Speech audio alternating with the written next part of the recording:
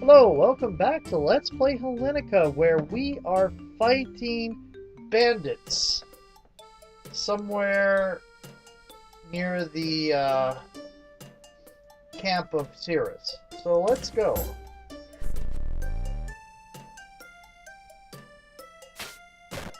Yep. Yep. Yep.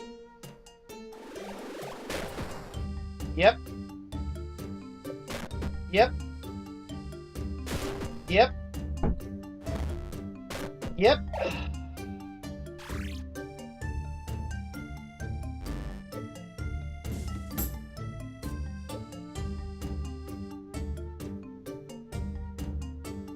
Ow. Oh no, Xenophon! We need to get you medical attention.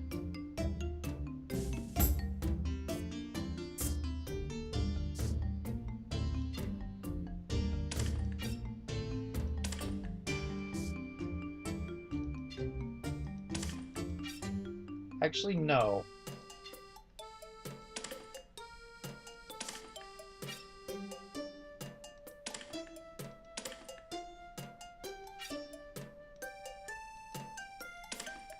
Okay.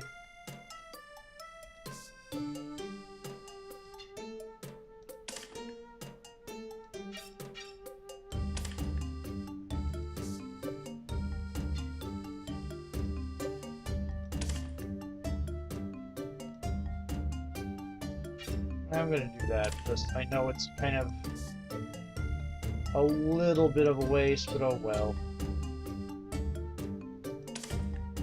Nope. So just ooh, you can go there. Does that put you in range of anybody? No, so just defend. And that leaves brass.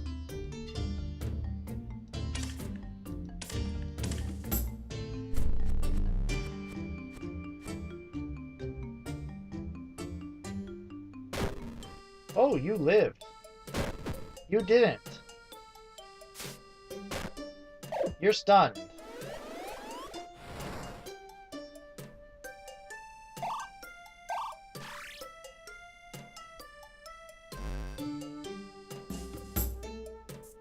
Fiona's not being a huge impact here. She's been keeping those two people busy. The autokinetics are doing most of the damage. Xenophon was pretty in the thick of it and helping out. He didn't really have much impact, though.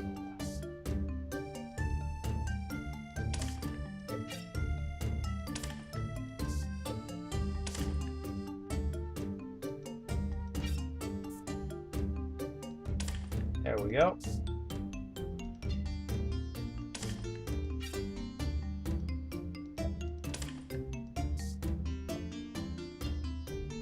Does that put you in range? It does not.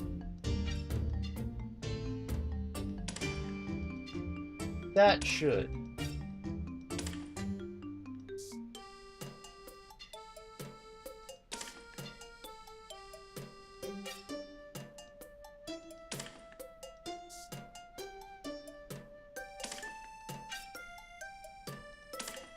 And go.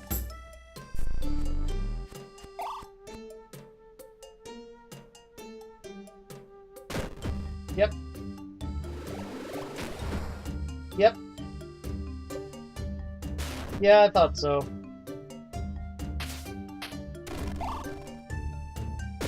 Yep. Just the 2 hit points left, huh? That assassin just keeps moving. The assassin corpse just keeps moving from point to point. Okay, I am going to come down here and maul you. And I'm going to call that intern.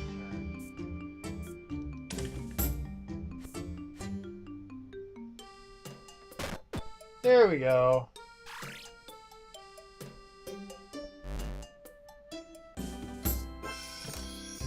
Finish every enemy with Nefel. Seriously. Wow, that's a obscure one. Well fought. I take it you're more recruits for Cyrus's army. Yes, sir! After that fight, you have my recommendation. Camp, come on, camp is just over here. Well, that voyage was more exciting. Can you dig it? More exciting than I'd expected. Seems odd that the pirates would attack a mercenary vessel. Anyway, I'm glad you guys there with me. They probably weren't just bandits. They were probably part of the same situation we've been dealing with. But Artemis, look at this army. Persian archers, Spartan hoplites, autokinettons, and even some Thessalian cavalry. I've got to take notes on all of these. Where did I put my scroll? I'd really like to get a closer look at those autokinettons now that the pirates aren't trying to kill me. Later, Nevel, let's get ourselves oriented first. Aww. Hello, Nix. Look, Brass, a female mercenary. What? Cyrus recruits women? What's wrong with that? Nothing at all. It's just I'd expect Cyrus to recruit brave women like you and Nevel, not someone slinking around in the shadows. It's backpedaling, but at least it's an improvement. I bet she's brave. Hey, we should introduce ourselves since we'll be fighting buddies. Hi, so you're a mercenary, huh? Where do you come from? Oh, is it Pontus with the Amazon? No, wait, I don't think the Amazons wear that much black. I'm not sure how someone like you would make trouble for Artaxerxes' lackeys. The fates have woven an interesting path for you indeed. What do you mean? Nix, have you been watching us? How did you know my name? Oh, it just came to me. Tiny whiny. I've been having a lot of that recently. After a fashion. If I had managed to catch up with you earlier, we might have had a long discussion about your place in this mess. Then tell us now, there's no time or privacy. I have my mission to focus on, and I suspect we'll be moving out soon. But I'll leave you with a piece of advice. Cyrus thinks he has some idea of the foe he faces, but my intuition tells me he's mistaken. I've come to trust your intuition in the past. I'm sorry. What does that mean? We've never met. Never mind. She does that all the time.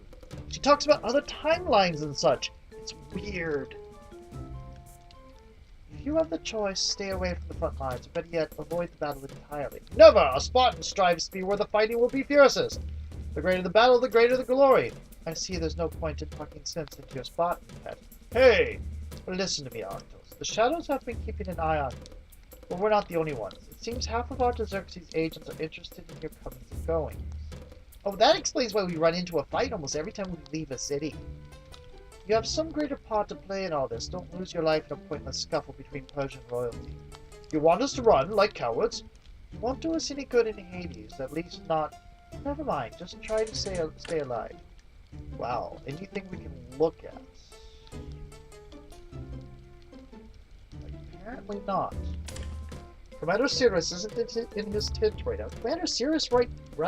Do you know where he went? He said he'd be meeting with his troops. You can probably find him if you look around the camp. Aha, Cyrus. But you haven't heard the best part. As it turned out, it was his brother, with a beard. Ha ha ha ha! Hi, we're looking for Cyrus. Any clue where he might be? My, what have we got here? Fortune seekers drawn to Cyrus's campaign by promises of glory and coin. We don't care about money or glory. Well, maybe just a little bit of glory? I mean, it's not the most important thing, but it'd be nice. Glory is like smoke, an ephemeral afterthought easily blown away. How our fire burns is what matters. How our fire burns is what matters. You must try to keep the voices consistent. Let the poets worry about who gets the glory. We're here to do battle. Ah, Spartans.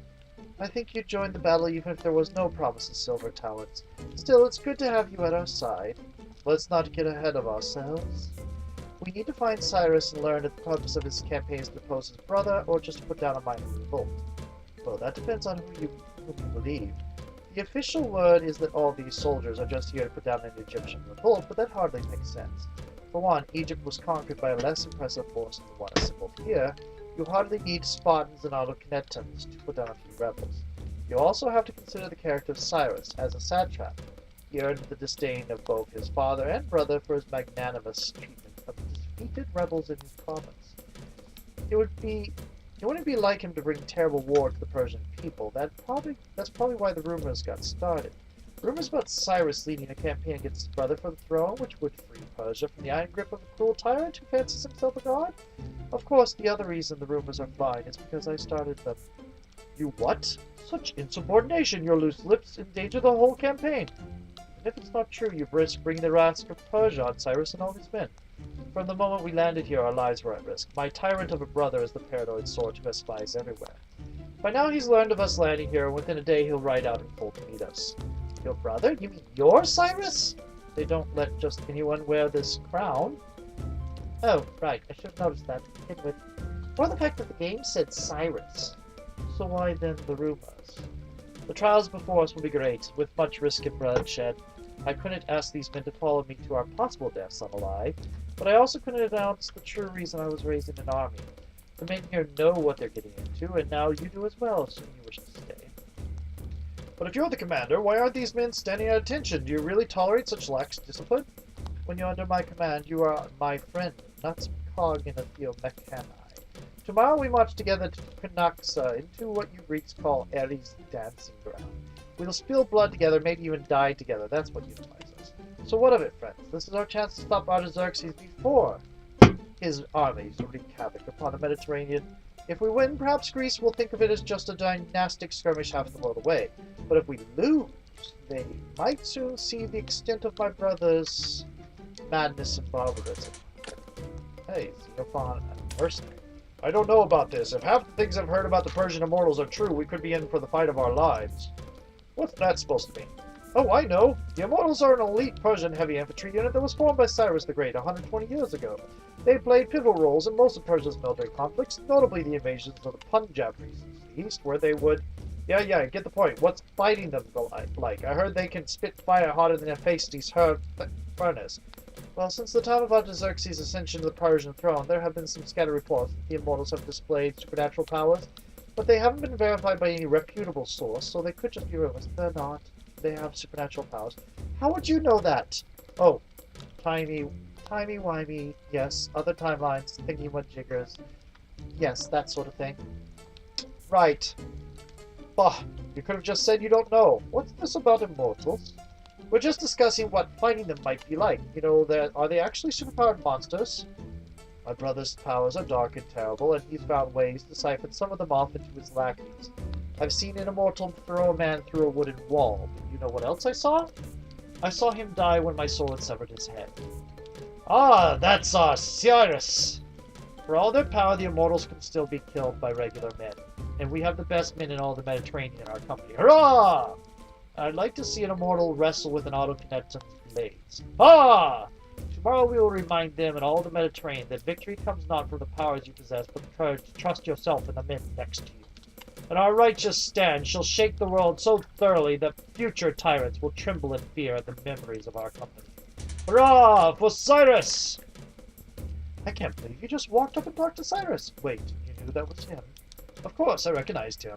I memorized his description from text about Persian lineage. Not to mention he's wearing the royal circlet of Persian nobility. No ordinary soldier would be wearing something like that. You should try talking to him. He's very approachable. Oh no, I couldn't. I get too nervous and mess up. What if my mind goes blank and I can't even name the commander of the battle at Pelusium? I don't think that'll be an issue. Yeah, but I'd like to make a good impression. I want to be like Cyrus someday. You want to be a prince? No, not like that. I mean, I'd lead an army, be a general, that sort of stuff. Just look at us, deep in foreign land, preparing for a battle that could change the course of history. It's like militaritis at Marathon. Don't be so eager for battle. Whatever glories your books filled your head with, they can't convey the feel of hot blood or the smell of burning flesh. Sometimes Spartan combat manuals had blood in them. It made the pages stick together. You books? Who would have thought a brass head could read? They were mostly pictures. But the Persian is right. Those pictures never showed me how much it hurt to be jabbed with a spear or bashed with a shield. I hold no illusions the battle will be pretty, but nonetheless it's significant that we're here right now. When people think of history, they make it sound as though it was inevitable. Troy was destined to fall, Persia was destined to be turned back at Marathon, the dynasty of Egypt was destined to come under Persian rule, and so on.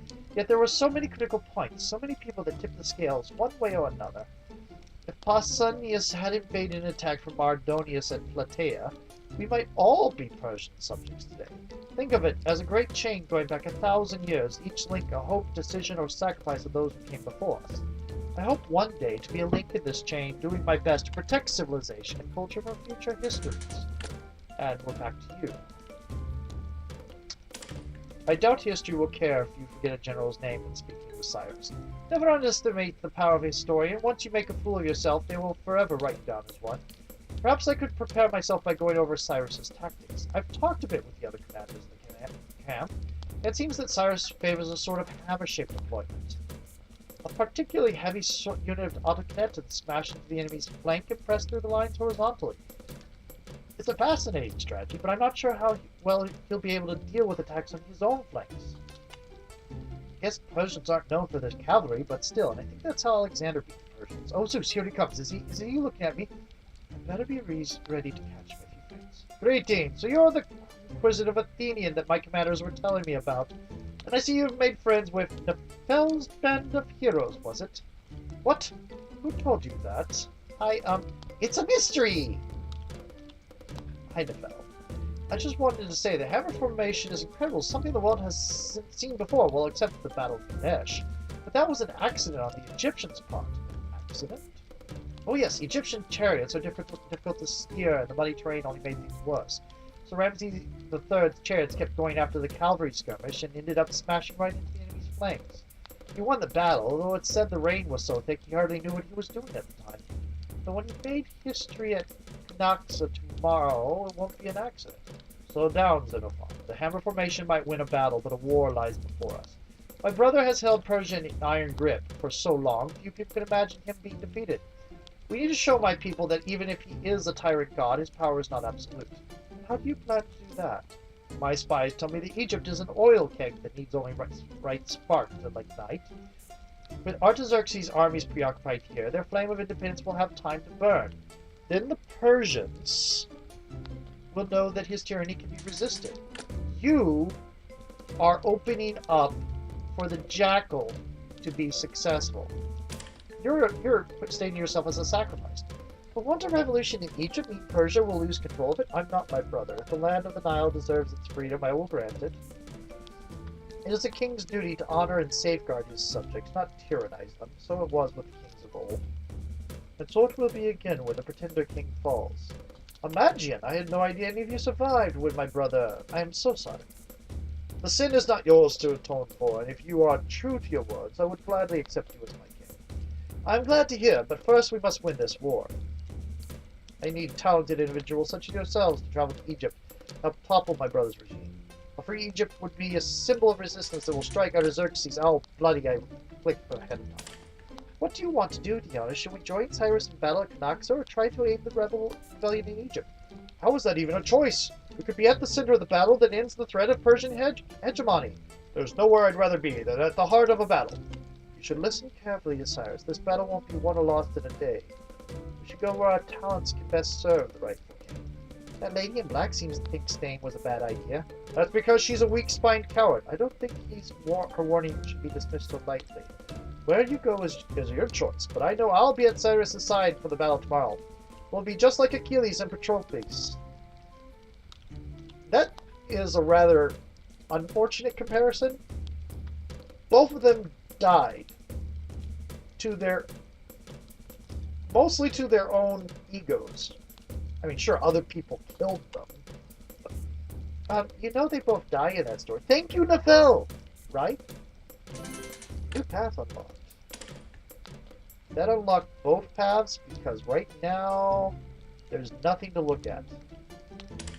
Okay, so whichever path we take, being unable to meet with Evagorus and his advisors, we decided to try and learn more about the Persian threat. We accompanied Xenophon to the war camp of Cyrus, a Persian prince rumored to be raising an army to depose his tyrant brother. Skills are better suited to espionage than open warfare. We'll travel to Egypt and aid the rebels there and possibly get the jackal!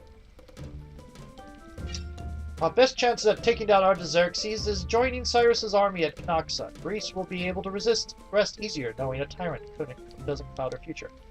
This will probably get us Xenophon. This will probably get us the jackal. We're going to go for the jackal. What? But I belong on the front lines of battle. Brasidas, you belong with us. We'll need your help in Egypt. In Sparta, avoiding battle is an act of cowardice. But I'm not in Sparta anymore. To Egypt then. Let's see what trouble we can stir up for those Persian barbarians. And the Spartans understood espionage. Thank you, game. Hey, we're back. What's going on? Why are all these people here? I don't know. They look angry, though. I hope things don't get ugly. My shield and spear are ready. We didn't leave Canucks only to start a fight here. Though perhaps this was the way the revolution Nix was referring to. Who does she think she is? You can't crown someone pharaoh who isn't of royal blood. Who's she? The ugly earthen woman on stage. And Sisyphus is on stage with her. You can't do this. He's a cruel monster. He butchers his prisoners for fun. That's Gaia. Stop shouting, you rabble, or I'll cut your barbarian tongues off. And you, what do you think you're doing? You're just an advisor to King Artaxerxes. You have no authority to... Silence! I've heard enough of your whining. Like buzzing locusts to my ear. You humans are such arrogant ingrates, woefully ignorant of your place. But it wasn't always that way. Your kind once knew respect, knew to kneel and grovel at the shaking of the earth. When the storms came, they cowered in my caves. They didn't build their own walls to resist my gales, nor roofs to hide from my rains. Oh no, not this again. Who's saying not this again? Oh, you. What is this like? 4 or 5 times you've come to interrupt my ranting. Would you stop with the time traveling? No, you're both doing it. They came the age of steam, where you apes created false marvels to fawn over. And the Olympians allowed this. They too forgot. But no more. Everyone will remember the name of Gaia. The nature titaness. Who? Brass. The Titans were the gods that ruled the world before the Olympians, and they were wild and savage.